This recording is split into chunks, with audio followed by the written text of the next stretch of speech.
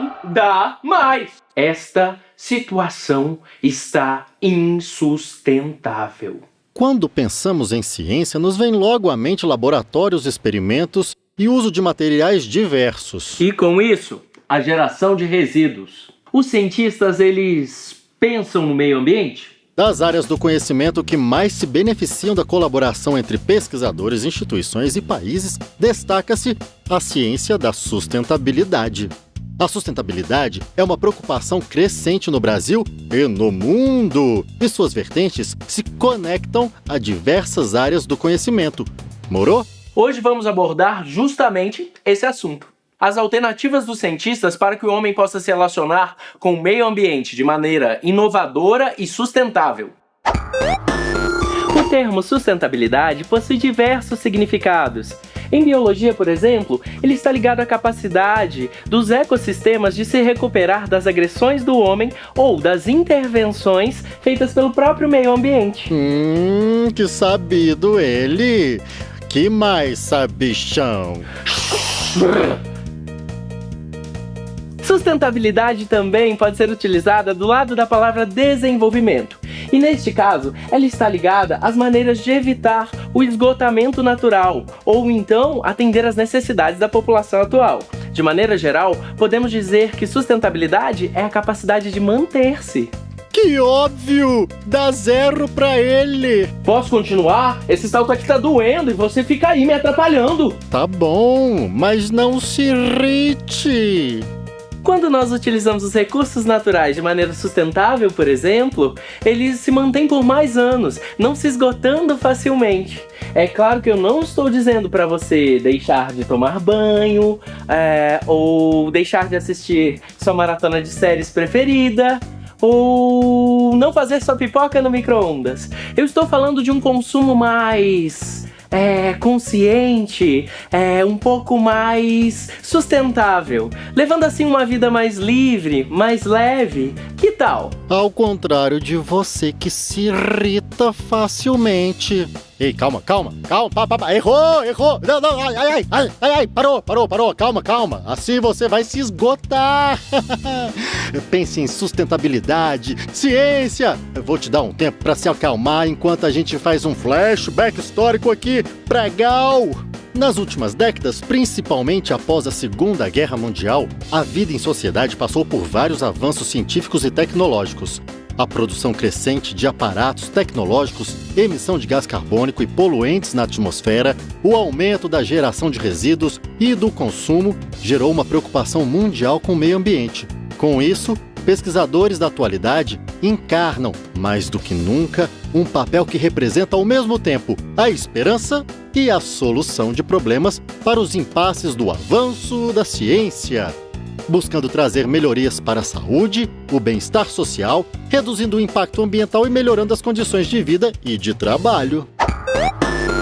Este é o ponto. Os pesquisadores e a ciência a favor da sustentabilidade. Olha, acalmou, Eu resolvi preservar um pouquinho a nossa relação, deixar ela mais sustentável. Afinal, a gente ainda tem 6 programas pra gravar junto, né não, bro? Isso aí! Que rapaz renovado, sustentável.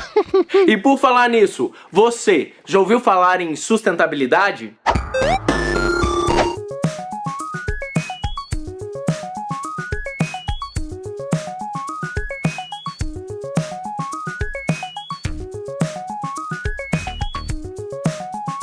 Mãe natureza de Taubaté. Olha nossa!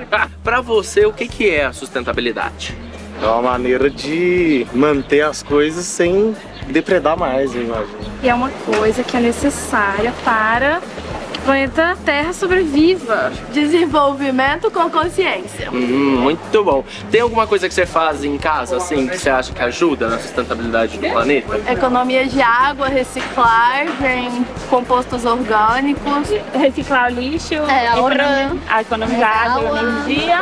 reciclo casca de ovo, pó de café para colocar nas hortinhas. Eu tenho hortinha. Descartar remédios de forma correta, que polui os rios, né, o solo também, acho que já é uma forma de contribuição. Qual que é a importância da sustentabilidade? Imagina essa barragem que cedeu aí, talvez não cedesse, a gente reciclasse mais, não ia ter que extrair tanto igual extrai.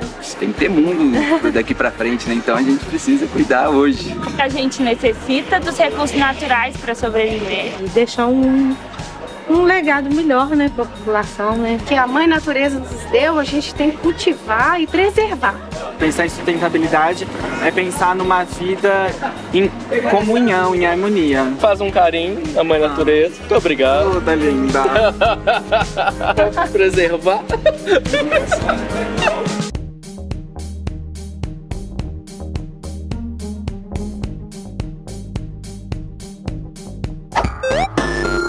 São inúmeras, diversas, incontáveis inovações tecnológicas mundiais voltadas para a preservação da natureza. Por exemplo, eletrônicos que se autodestroem, fazendas solares flutuantes, biobaterias, papel que vira planta, geradores de energia eólica,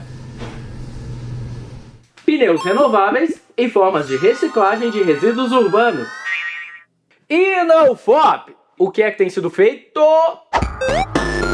A sustentabilidade não tem muitas variáveis, né? A sustentabilidade significa você garantir às gerações futuras o acesso ao recurso que se tem hoje.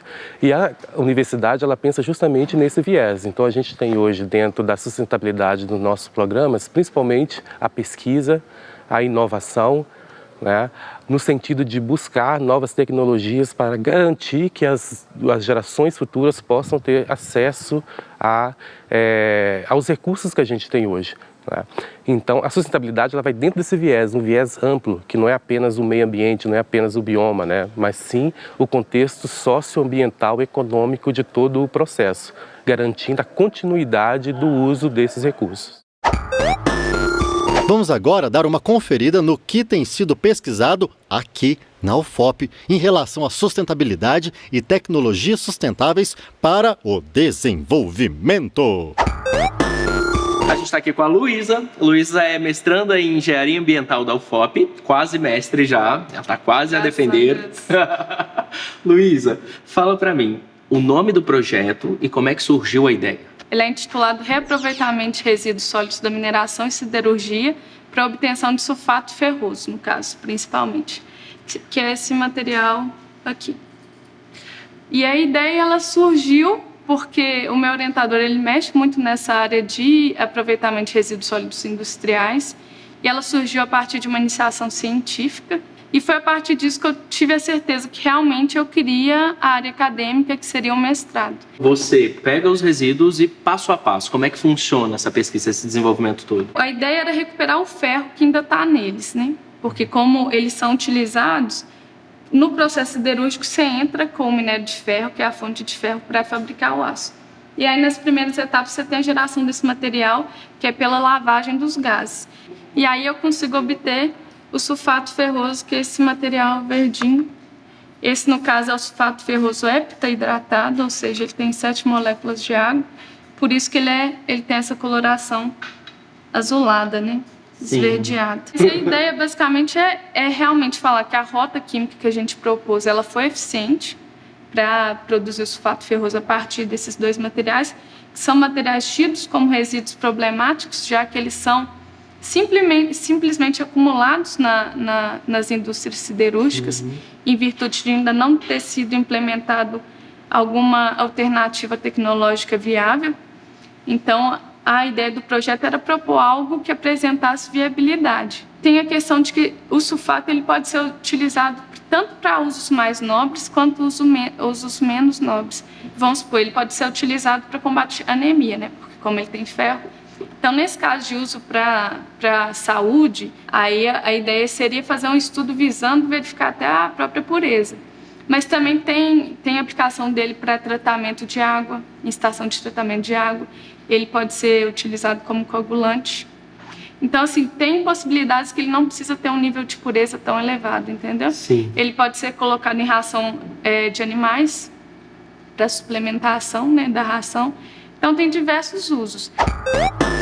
Eu estou aqui no DEPRO com os professores Matheus, Máximo e Antônio. Eles participam do programa Engenharia para a Sustentabilidade, que tem 5 projetos voltados para a sustentabilidade. Então, a gente vai descobrir agora um pouquinho sobre como funcionam esses projetos. O programa Engenharia para a Sustentabilidade, ele surgiu da ideia de juntar a engenharia, que muitas vezes é vista como muito distante da comunidade, para resolver problemas sociais e ambientais da comunidade. Eu sou coordenador do programa Engenharia para a Sustentabilidade e tenho 2 projetos, que é o PEPAS, que é o Projeto de Estruturação Proativo para Alianças Sociais Sustentáveis, e o Compostura, que é o Projeto de Avaliação e Gestão dos Riscos Laborais. O meu é uso eficiente de água e energia na UFOP, né, no campus universitário de Morro do Cruzeiro. O meu seria de educação financeira, voltada para a área da cooperação, cooperativista e gestão de finanças pessoais e familiares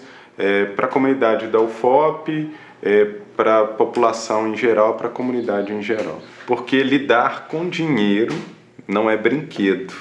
E com isso a gente já visa desde a criança, né, pequena, até o jovem, até a pessoa adulta, no sentido de já trabalhar com orçamentos, ferramentas que muitas das vezes, a maior parte das vezes, vai lidar, né, no mercado de trabalho também. O PEPAS foi o primeiro programa, o primeiro projeto do programa. Ele surgiu de uma necessidade da comunidade da cidade de Ouro Preto, né? Ele veio junto com as catadoras de materiais reciclados, que inclusive são minhas vizinhas que moram no meu bairro, e eles tinham uma dificuldade de fazer a gestão do galpão delas de forma que pudesse adequar os materiais ali, pudesse coletar um número maior de materiais. O projeto de compostura ele veio também depois dessa necessidade de trabalhar com os grupos, que são grupos que estão em trabalho de risco. Tanto os catadores, que estão sempre manuseando os materiais, que muitas vezes não sabem o que está para surgir, e também o pessoal que trabalha com o artesanato, né, que é um trabalho que tem um grande risco, além da manobra dos equipamentos, a questão da saúde, por eles estão respirando aquele pó que vem do artesanato. As universidades, qualquer prédio público, os institutos, né, de ensino secundário, eles gastam grande parte das suas despesas com água e energia. Então a gente está fazendo um projeto de troca de iluminação por iluminação LED, colocando temporizadores, vendo projeto até de usinas fotovoltaicas, enfim, vendo como a gente consegue baixar essa conta de energia. A gente está aqui agora com a Thaís. A Thaís é mestranda do programa de Ciência e Engenharia de Materiais da UFOP. E a gente vai falar agora sobre o Vivento, que é um projeto que a gente tem aqui no laboratório, onde a gente trabalha basicamente com rejeito de mineração como matéria-prima. Esse projeto, essa ideia de usar o rejeito de mineração surgiu, né, logo após o rompimento da barragem, né, de Fundão, destruindo aí o subdistrito de Bento Rodrigues. Nós ficamos sensibilizados, né, com todas as perdas, pensamos, nossa, com esse tanto de rejeito que foi lançado na natureza, o que a gente pode fazer além do que está sendo pesquisado? Né? Coisas inovadoras, onde as próprias pessoas da região possam, às vezes, quem sabe, produzir e gerar renda. Então, aqui nesse cantinho, a gente tem aqui os protótipos dos joias de Bento. Inclusive, eu vou mostrar que eu estou usando aqui um colar e um pin e um anel feito a partir do rejeito, né, de mineração retirado da região de Bento. Né? Nós estamos tratando esses materiais, estamos misturando ele com alguns outros que ainda estão em sigilo. Né? Esse projeto ele é representado pela flor Myosotis, né, que ela tem um outro nome que é Não Me Esqueças, e a gente usa ela como símbolo do projeto, porque para não deixar que a história de Bento seja esquecida. Esse é o rejeito de Bento. Isso. Correto? Uhum. Qual que é o processo para transformar ele nessas joias? O rejeito especificamente com um outro tipo de produto para dar essa característica aí de vidro ou plástico, né, ou resina. E a gente vem para a próxima pesquisa. Então, depois do joias de Bento, nós vamos para os dioramas. E o que são dioramas? Né? É uma representação em miniatura de cenas históricas. Então, a gente trabalha inicialmente com mini tijolos, feitos do rejeito também. Nós vamos tentar reconstruir as cenas de Bento para levar o pertencimento da história da cidade, né? Do subdistrito que foi destruído. E a ideia é que esses kits sejam distribuídos para crianças em escolas, né? E também levar isso para fora. E aí, dos dioramas, a gente vai para as placas acústicas, né? Que ele tá numa fase bem inicial. Essas aqui são as primeiras amostras que a gente fez e elas ainda não têm rejeito.